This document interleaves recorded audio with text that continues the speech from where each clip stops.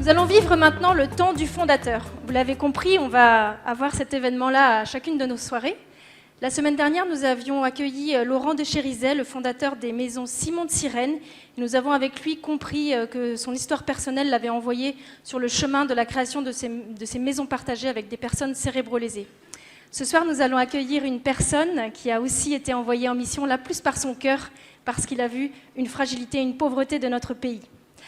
Étienne Villemain, après avoir fait des études de journalisme et de communication, il a fondé l'Association pour l'amitié à Paris, qui est devenue aussi l'association Lazare en province. Ce sont des colocations solidaires avec les personnes de la rue. Il va venir nous expliquer voilà, son œuvre. Étienne Villemain.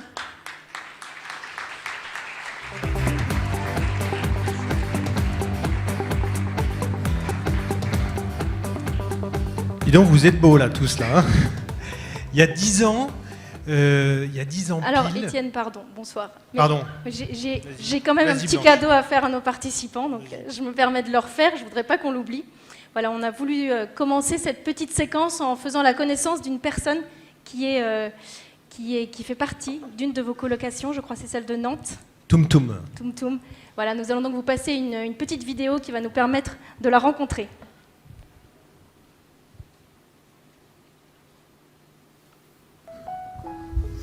En fait, j'étais à la rue, je cherchais un logement. J'avais un logement et un boulot, mais un logement provisoire. Parce qu'avant la rue, on a eu une vie en société, mais là, ça permet de faire un petit tremplin, quoi.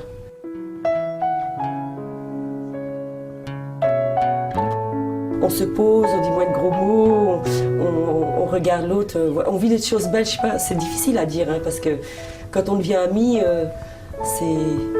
on se calme, on se stabilise, on se pose, on ne dit plus où est-ce que je vais dormir demain, on n'est plus dans le... ça remue un peu moins là-haut, quoi. On vit, on fait des démarches, on est libre, on peut rentrer tard ou pas du tout, revenir le lendemain, on n'est pas jugé, donc ça c'est bien.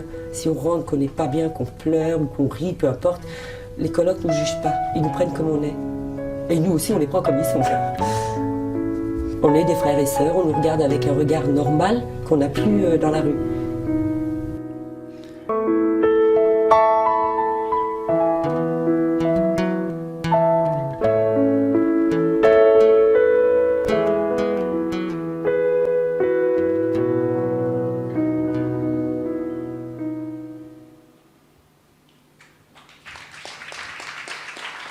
Voilà, nous avons rencontré Toum Toum, l'une de vos amies, d'une de vos maisons. Alors Étienne, comment tout cela a démarré ? Eh bien, il y a 10 ans, c'est ce que je disais tout à l'heure, il y a 10 ans, j'ai été touché par une parole de Mère Teresa et j'ai décidé de me mettre en colocation avec 3 personnes qui étaient à la rue, Karim, Rabat et Yves, et on était 3 jeunes actifs, Martin et Valérie, et puis il y avait moi. Et donc on a commencé à vivre avec Karim. Karim, c'était un gars qui avait des grosses difficultés.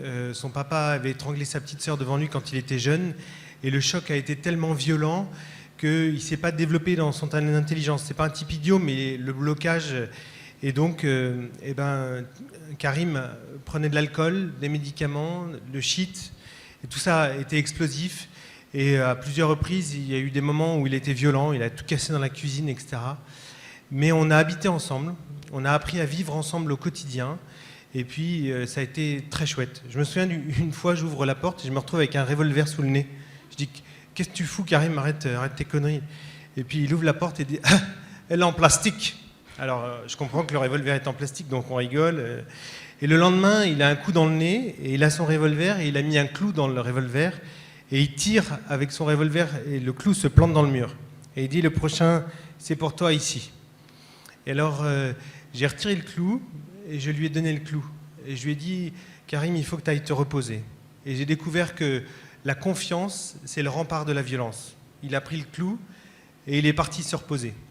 Et puis, vous voyez, on a vécu ensemble plusieurs années. Ça a été difficile.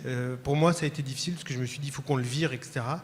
Et puis, en fait, à force de patience, de tendresse, etc., eh ben, ce gars a évolué et c'est quelqu'un de super. Aujourd'hui, il a un travail et puis il est dans un appartement adapté à ces différentes problématiques.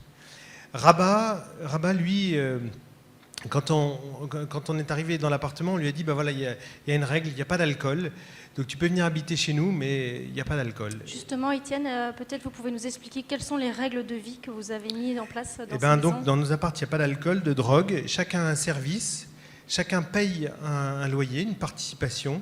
Un soir par semaine, il y a un temps de partage, et puis eh bien, la violence est interdite. Ça, c'est les règles qu'on a fixées.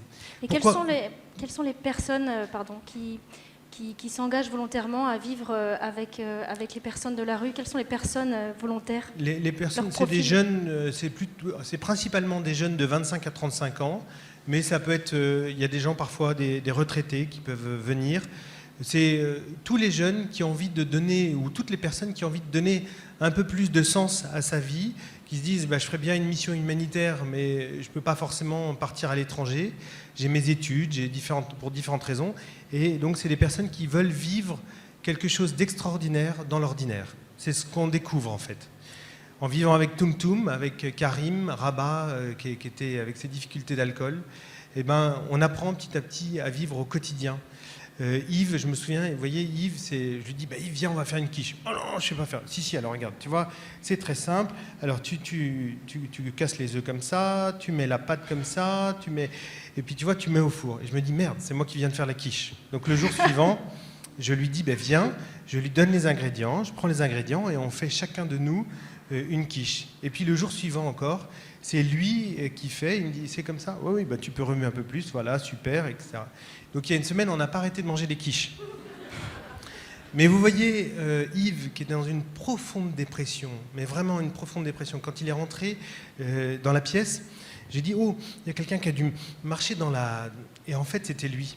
Il s'était fait dessus et il était dans une telle dépression qu'il était incapable de se laver. Et ce gars est un type extraordinaire. Quand on apprend à le connaître, c'est quelqu'un de vraiment très chouette. Et ben, vous voyez ce gars qui avait du mal à se lever, à se laver, qui était dans une profonde dépression. Un soir, je lui dis, tiens, il y a une copine qui vient dîner à l'appart. Eh bien, il avait préparé une quiche, alors qu'il ne se préparait pas pour lui de la nourriture. Il avait vidé la bombe de gel sur les cheveux et il avait le déo aussi, donc je peux vous dire qu'il était beau comme un pape. Et toujours est-il que quand on est arrivé à table, on s'est mis tous autour de cette table et puis cette fille se tourne vers moi en disant c'est bon cette quiche, comment t'as fait? Enfin, elle pensait que j'allais lui dire bah, c'est très simple ou je sais pas quoi. Et il y a Yves qui est tout voûté, qui se redresse, qui dit c'est moi qui l'ai faite. Et vous voyez, c'est ça la victoire, c'est quand ces personnes qui sont fragiles découvrent qu'elles sont pleines de talent. Ce que je voudrais aussi dire, c'est qu'on est tous pétés, on est tous tordus, on est tous des pauvres, on est tous fragiles. Celui qui ne croit pas ça, il a quelque chose à découvrir, une expérience à faire. Enfin, en tout cas, moi, je sais que je suis un pauvre. Et en vivant avec d'autres pauvres, eh bien, il y a quelque chose d'extraordinaire qui se produit. En me mettant au contact de cette personne, elle va m'enrichir. Moi, au début, je pense que je vais venir en lui donnant un coup de main. Et en fait, je découvre que petit à petit, ma vie change. Jean Vanier m'avait dit, un jour, tu crois que tu vas les aider, mais c'est pas vrai. Tu crois que tu vas les changer, c'est pas vrai. C'est toi qui vas changer. Et en fait, eh ben, on change des deux côtés. Et voilà, donc vous voyez, on a commencé, on était 6 dans un petit appartement. Et puis, on a ouvert un deuxième lieu, et puis un troisième lieu. Et puis, petit à petit, à Paris, ça s'est développé. L'Association pour l'amitié, il y a 170 personnes qui vivent dans ces colocations. Et puis, on a créé une deuxième association qui fait la même chose en province, en région. Et donc, aujourd'hui, il y a à peu près 90 personnes dans différentes villes de France. Et alors, comme vous êtes là de tous les pays du monde, eh ben, on n'attend que vous pour aller ouvrir aux États-Unis, au Canada, au Maroc, enfin bref. En tout cas, l'expérience qu'on veut faire, c'est vivre avec des personnes fragiles. Vous savez, l'une des premières choses que m'a dit Karim, il m'a dit « Qui te paye pour vivre avec moi ?» Parce que ce sont des personnes qui sont que en contact d'assistantes sociales, de travailleurs sociaux, de gens... Je suis tellement un pauvre type qu'on paye des gens pour vivre avec moi. Vous voyez, il y a quelques siècles, il y a très longtemps, au temps des moines, quand on voyait un pauvre, on considérait que c'était Jésus. Parce que Jésus avait dit « Ce que tu as fait au plus petit d'entre les miens, c'est à moi que tu l'as fait ». Alors, quand on voyait un pauvre, on lui lavait les pieds, etc. Et puis, petit à petit, ça s'est organisé. Il y a eu des sœurs qui se sont occupées des enfants, d'autres qui se sont occupées des aveugles, ça s'est structuré. Et puis petit à petit, ça s'est institutionnalisé, professionnalisé. Il y a eu la sécurité sociale, il y a eu des hôpitaux, etc. Et puis petit à petit, de plus en plus, ça s'est institutionnalisé. Puis on a eu des gens qui sont devenus des numéros, avec des prestations, et puis des bénéficiaires, etc. Et puis petit à petit, on voit que les personnes sont devenues comme des choses. Et en fait, il y a quelque chose qui a été cassé. C'est le lien du cœur, de la charité profonde, de la relation. Vous voyez, il y a un truc extraordinaire. Faites l'expérience, on peut tous faire l'expérience de vivre une relation de communion avec quelqu'un de fragile. Il y a quelques années, je sors de chez moi, il faisait très froid, et je vais faire chauffer de l'eau et je commence à servir des soupes. Et j'avais rien à faire un samedi, et toute l'après-midi, je suis allé servir des soupes. Et plus je servais des soupes, plus j'étais heureux. Et je me mettais en face de la personne, à sa taille, et je la touchais. Parce que les personnes qui sont à la rue, eh bien, on ne les touche plus. Parce que c'est des gens qui sont sales, qui sont... Eh bien, en te touchant, je te reconnais, parce que tu es quelqu'un d'important. Et tu es plus important que ce que tu n'oses croire. Et en fait, eh ben, en vivant cette expérience, ça m'a rendu profondément heureux. Je pensais que j'allais donner une soupe à des mecs qui caillaient. Et en fait, moi, mon petit cœur un peu rigide et de pierre, petit à petit, s'est réchauffé. Alors, ce que je suis en train de vous dire, c'est un secret. Et il faut surtout le partager parce qu'autrement, on va le perdre. L'amour, plus on le multiplie, plus on essaie de donner, plus on est heureux. Et plus on garde sur soi, moins on partage, moins on est heureux. Et ben, ce que je vous propose, c'est de faire l'expérience de rencontrer un pauvre. Alors des pauvres, il y en a de toutes les sortes. Il y a ma petite maman qui est très malade et que je vais voir demain, qui a un cancer. Il y a peut-être une personne ici qui fait une dépression, peut-être quelqu'un, un collègue de boulot qui ne va pas bien, ou quelqu'un qui a une grosse difficulté financière, et peut-être que moi qui ai mon compte bien plein, en faisant juste un petit chèque discretos, que ça se voit de personne, je vais aider cette personne à passer une mauvaise passe. Enfin, des pauvres, il y en a partout. Mère Teresa, elle dit « cherchez les pauvres, trouvez-les, aimez-les ». Eh ben, j'ai envie de vous proposer qu'on fasse une expérience incroyable, de chercher cette semaine où est-ce qu'il y a des pauvres autour de nous, qu'est-ce que moi je peux faire et comment je peux aimer cette personne pauvre. Et autour de nous, dans notre entourage le plus proche, dans notre famille, notre vieille tante qui pique quand on l'embrasse et qui sent parfois un peu le pipi et qui est désagréable. Et notre petit neveu qui a une difficulté en maths, ou le petit enfant qui se sent rejeté dans sa cour de récréation. Voilà, et ben en fait, je suis persuadé que si on prend soin de ces personnes les plus fragiles, qui ne sont pas forcément ceux qu'on imagine, mais qui sont autour de nous, et ben on peut faire du bien. Je voudrais ensuite vous dire une chose qui m'a profondément choqué en venant ici ce soir, mais qui doit, et j'espère, vous choque aussi. Quand je suis arrivé, juste à côté, j'ai vu une femme avec 2 enfants, alors que je pense qu'il fait en proche de 0, voire moins 1 ou moins 2, qui était sous une couverture avec son mari et 2 enfants. Comment nous, on peut accepter, en tant qu'être humain, de voir que des personnes vont dormir encore cet hiver dehors, sous la neige, sous le froid? Comment nous, qui sommes parfois, alors pas tous, mais avec Nanty, on a des super téléphones, des super trucs haute technologie, comment on peut accepter que ce soir, des gens dorment dans la rue? Eh bien, je pense qu'on doit tous, là où on est, ne pas accepter ça et nous révolter. Politiquement, humainement, descendre avec une couverture, dire à la personne je vais penser à toi, avoir un premier geste, et puis comme le petit prince, petit à petit, apprivoiser la personne fragile et pauvre. Parce qu'on ne peut pas tous non plus dire à une personne de la rue viens habiter chez moi. Mais qu'est-ce qu'on peut faire pour ces personnes-là? Comment est-ce que je vais m'impliquer dans une petite assoce, etc. Comment est-ce que je vais pouvoir faire quelque chose et aussi me laisser toucher? Merci Étienne pour cette invitation pressante. J'ai une toute petite dernière question rapidement. Vous avez du coup beaucoup d'amis dans ces maisons. Maintenant, vous voyez quelles sont les histoires qui fréquemment les amènent à se retrouver dans la rue. Est-ce que vous pouvez nous partager cette expérience? Il y a Quelle est la raison? Il y a un point commun qui est très intéressant et qui est dramatique, c'est que toutes ces personnes qui sont à la rue ont un point commun, elles n'ont plus de contact avec la famille depuis l'âge souvent de 16 ans.